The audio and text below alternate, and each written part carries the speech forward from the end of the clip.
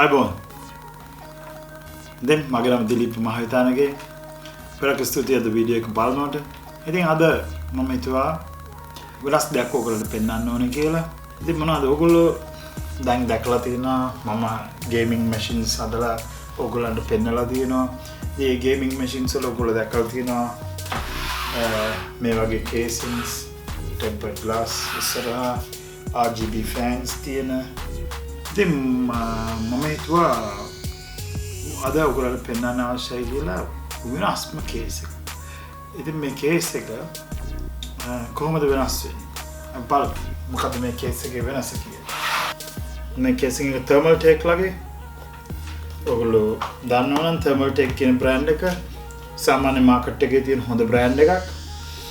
ඉතින් මේ casing එකයි අනිත් casing වල වෙනස මොකද්ද? මේ casing එක open case එකක්.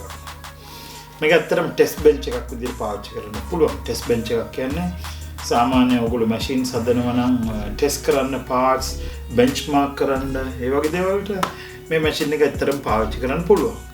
ඉතින් මේ Thermaltake ලා මේ සීරීස් එක ඇත්තටම 2017 තමයි මේක රිලීස් කරේ. ඉතින් මට ඇයි මම මේක අද පෙන්නන්නේ? මොකද තාම මේ කේස් එක තාම cool. මේකේ ගතියක් තියෙනවා. ඉතින් මට හිතුණා මේ කේස් එක අරගෙන ඔයගොල්ලන්ට පෙන්නන්න කියලා. මේ P3 TG කියන්නේ tempered glass කියන එක. කලින් එකේ tempered glass තිබ්බේ නැහැ. ඉතින් මේ P මේකේ තියෙනවා P1, P3, P5, P7 කියලා. ඉතින් මොකද වෙනස? P1 එක ඇවිල්ලා mini ITX ගොඩක් පොඩි casing එකක්. ITX board එකකට වගේ ඒ form factor එකකට වගේ. ඊට මේ P3, P5, P7 ATX වලට සපෝට් කරන්න තමයි හදලා තියෙන්නේ. P7 වගේ වෙනකොට ඒක ලොකු කේස් එකක්. ඊට අමතරව ඒක මම මේ පින්තූරේ ඔයගොල්ලෝ බලන්න පුළුවන් ඇති. ඊට පස්සේ P5 මීට වැඩි ලොකුයි, මීට වැඩි එක්ස්පෙන්ෂන් ස්ලොට් වලට යන්න පුළුවන් ඒකේ. නමුත් මට එච්චර ලොකු එකක් අවශ්‍ය නැහැ. මොකද මම කැමති මේ මගේ water cool එක හයි කරන්න පුළුවන් මේ වගේ fans තුනක් එන එකකට. ඉතින් අපි වැඩි කතා නොකර අපි බලමු කේස් එක අරලා මොනවද මේකේ තියෙන්නේ. මේකේ අනිත් මම ආස දෙන්නේ මේක ඇත්තටම වෝල් එකට මවුන්ට් කරන්න පුළුවන්, බිත්තියට මවුන්ට් කරන්න පුළුවන්. ඉතින් අපි බලමු කේස් එක ඉස්සලාම ඕපන් කරගෙන අපි බලමු.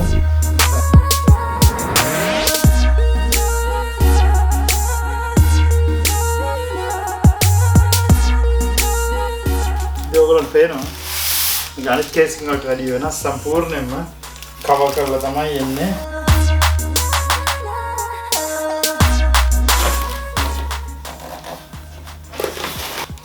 ඉතින් ඔයගොල්ලන්ට පේනවා ඉතින් මේක සම්පූර්ණ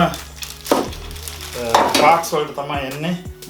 සම්පූර්ණ පාර්ට්ස් වලට එන්නේ. මේ තියෙන ස්ටෑන්ඩ් එක එහෙම නැත්නම් ලෙග්ස් දෙක. මේක එන්නේ ග්ලාස් එක. ඒක හොඳට මතක තියාගන්න ඕනේ. අපි ඒක චෙක් කරන්න ඕනේ. ග්ලාස් එක මැනුවල් එකේ එනවා. අපි මැනුවල් එකේ බලමු CPU cooler height limitation.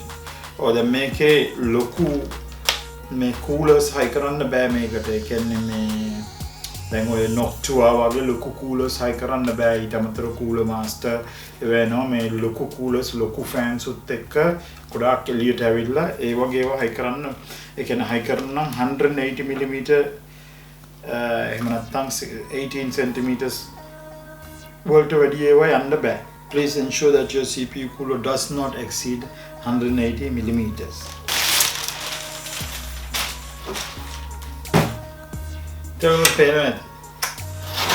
මේකේ හරි ගතියක් තියෙනවා. ඉතින් මම දන්නේ හැමෝම ආසයිද කියලා. මම ආසයි. දකින්න කැමතිද කියලා මම විශ්වාස කරනවා.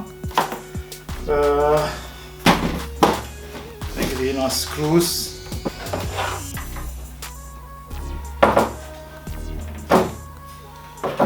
මේ පැනල් එක මේක තමයි back panel එක. මේක ගලවන්න ඕනේ. ඒතකොට තමයි අපිට cables ඊට පස්සේ ඔයගොල්ලන්ට පේනවා කියලා මම විශ්වාස කරනවා. hard drives ඊට පස්සේ ඒව cable management එක ඔක්කොම යන්නේ මේ හරහා. ඒ කියන්නේ මේ පැත්ත වැහෙනවා. අර පිටිපස්සේ back panel එකේ මේ පැත්ත වැහෙනවා. එතකොට ඒක පේන්නේ නැහැ. motherboard එක මෙතනට mount වුණාන් පස්සේ සම්පූර්ණ මේ hard drive සරම මොකුත් පේන්නේ නැහැ. මෙතනට තමයි water cooler එකේ fans ටික high වෙන්නේ. RGB fans ටික high වෙන්නේ. cool toy එකක්. ඉතින් අපි බලමු මම ඔයගොල්ලන්ට මේක assemble කරලා පෙන්නන්නම්. ඉස්සෙල්ලා මේගොල්ලෝ කියන විදිහට අපි high කරගන්න තියෙන්නේ කකුල් දෙක. මේක තමයි legs දෙක. ඒක එනවා මේ විදිහට ඇනටික් ඔක්කොම වගේ එනවා plastic bag එකක. and cable ties ඊට පස්සේ මේ legs වලට එන knobs. ඉතින් ඕගොල්ලන්ට ලේසි වෙනවා මේ වගේ මේ electric screwdriver එකක් තියාගත්තොත් වැඩ කරනකොට. මොකද මේ වගේ දෙයක් කරනකොට මේ magnetic tip එකක් තියෙනවා. ඒක හොඳයි. නැත්තම් මොකද මේකේ මේ වොන් මෙතන පේනවා ඇති කියලා. මේකේ screws එන්නේ මේ ඇතුළට දාන්න ඕනේ mount කරන්න. ඉතින් ඒකට magnetic මේකක් තිබ්බේ නැත්තම් මේ ටිකක් අමාරු වෙනවා.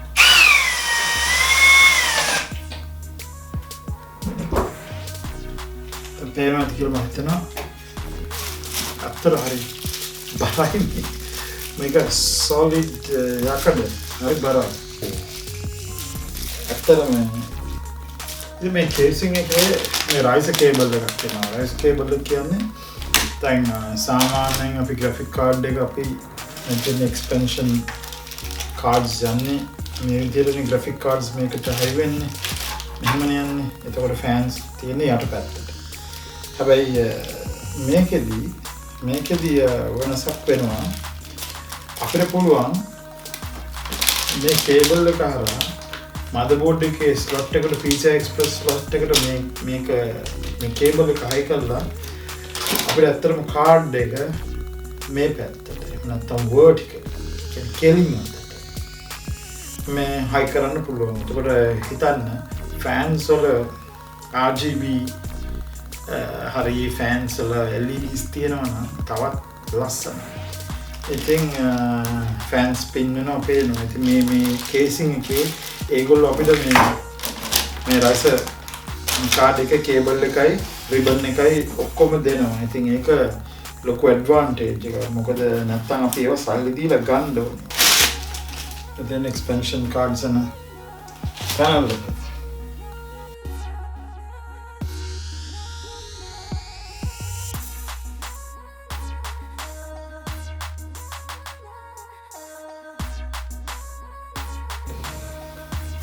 තුනක් පේනවා. හරි solid. ඉතින් ආයි ගලවන්න බෑ. ඒ කියන්නේ මේ එල්ලුණත් මං හිතන්නේ ඒක කැඩෙයි කියලා. යුද්ධ ටැංකියක් වගේ මේක. ග්ලාස් එක එන්නේ මේ අතරට මෙතනට පුළුවන් මම හිතන්නේ මෙතන පුළුවන් මේ වගේ වොෂර් එකක් නැත්නම් රබර් වොෂර් එකක් පාවිච්චි කරන්න ග්ලාස් එකේ දෙපැත්තටම. ඊට පස්සේ මේ පැත්ත තමයි casing එකට high වෙන්නේ. ඇතුල් පැත්තෙන් casing එකේ මේ අනේ දානවා.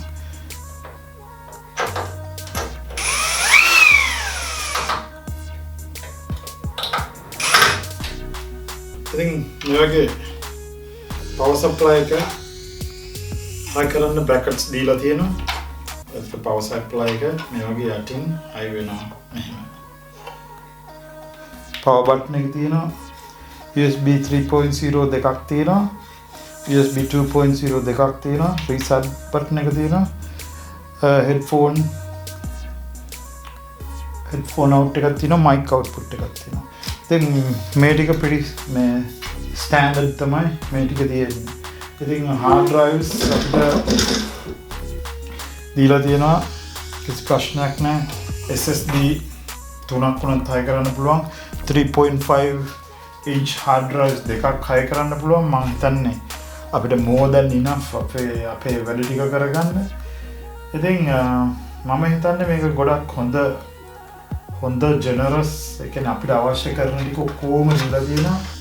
මේක තමයි ෆ්‍රන්ට් පැනල් එකේ කනෙක්ටර්ස් ටික මේ ටික අපි කනෙක්ට් කරන්න ඕනේ මදර්බෝඩ් එකට අපි මැෂින් එකක් හදනවා නම්. ඉතින් මම හිතනවා ඔයගොල්ලෝ මේව දන්නවා ඇති කියලා. මේක USB 3.0 එක මේ thick cable එක, මේක front audio එක, මේක USB 2.0, අනිත් ඒවා power switch එකයි, power LED එකයි, reset switch එකයි, hard drive LED.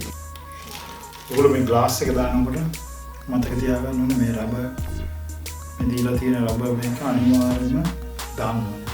මොකද නැත්තම් glass එක තද කරොත් metal එකට මේ glass එක මේ කැඩලා යන්න පුළුවන්. ඒක නිසා මේ අනිවාර්යයෙන්ම මතක තියාගන්න glass ස්වී metal එකට යන්නේ නැහැ අනිවාර්යෙන්. ඒක නිසා අපි ඒකට මේ රබර් මේගොල්ලෝ එවන්නේ මේකයි. ඒක අපි අනිවාර්යෙන් ඔයගොල්ලෝ tempered glass casing මේ පාවිච්චි කරනවා නම් අනිවාර්යෙන් යන දානකොට ඒක මතක තියාගන්න මේ ඒක අනිවාර්යෙන් කර යුතු දෙයක්මයි.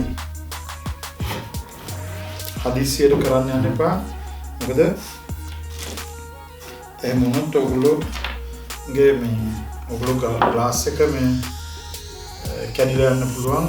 තද කරොත් කවුරු හරි වැඩිපුර තද කරොත් හරි.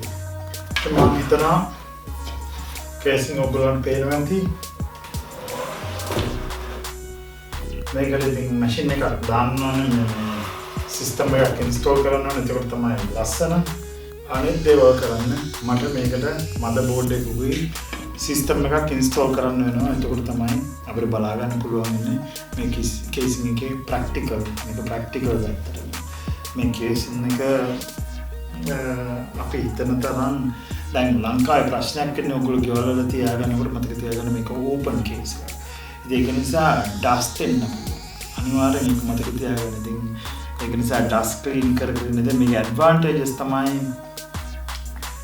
මේක ඇඩ්වාන්ටේජ් එක පැත්තකින් ක්ලීන් කරන්න ලේසි. ඊට පස්සේ මේකේ ඉතින් මේ හීට් එක කන්ට්‍රෝල් වෙනවා ලේසියෙන්. මොකද කේසින් එක වහිලා නැහැ. ෆෑන්ස් ටික තියෙනවා නම් එයාර් ෆ්ලෝ එක හොඳටම. හැබැයි ඒකේ ඩිස්ඇඩ්වාන්ටේජ් එකකුත් තියෙනවා. මොකද ඇරලා හින්දා ඩස්ට් එන්න පුළුවන්.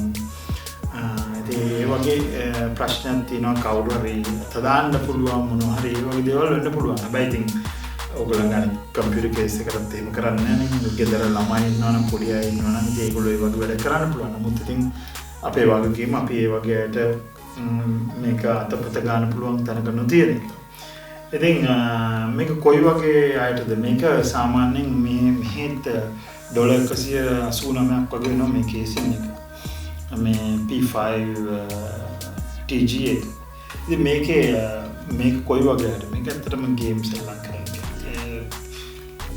ලස්සන මැෂින් එකක් තියාගන්න කැමති ඒ වගේ අයට තමයි මේක. ඉතින් මේක නිකන් කෙනෙක්ට හිතුවොත් ඒකෙන්ට හරියන්නේ නැති වෙන්නේ.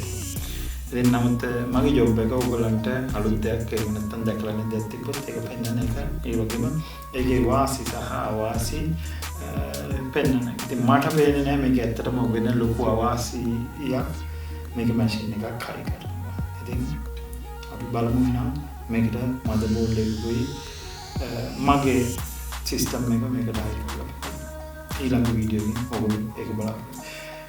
ඉතින් මම ඔයගොල්ලන්ට හැමතිස්සෙම කියනවා වගේ ප්ලාස්ටික් අඩු කරන්න, සත්තු අනුභව කරන එක අඩු කරන්න. මේ ලෝකේ බේර ගන්න තියෙන ලොකුම දේවල් තමයි මේ දේවල්. ඉතින් මේ කේසින් එක තෝරගන්න එක හේතුව තමයි මේ කේසින් එකේ ප්ලාස්ටික් තියෙන එක බොහොම අඩුයි. ප්ලාස්ටික් ඇත්තරම නැති තරම් මොකද ඔක්කොම මෙටල් තියෙන්නේ, මෙටල් සහ ග්ලාස්. ඉතින් ඒක නිසා මේ හැම මවුන්ට් එකක්ම metal. ඉතින් මම කියන්නේ ඉතින් සාමාන්‍ය කේසින් ගන්නකොට තියෙනවා ෆ්‍රන්ට් ප්ලෑන් වල කේම ප්ලාස්ටික් තියෙනවා මට ගොඩක් වෙලාවට අපිට තෝරලා ගන්න පුළුවන් මෙටල් තියෙනවා. ඉතින් ගොඩක් ස්තුතියි වීඩියෝ එක බලුවට හැමෝම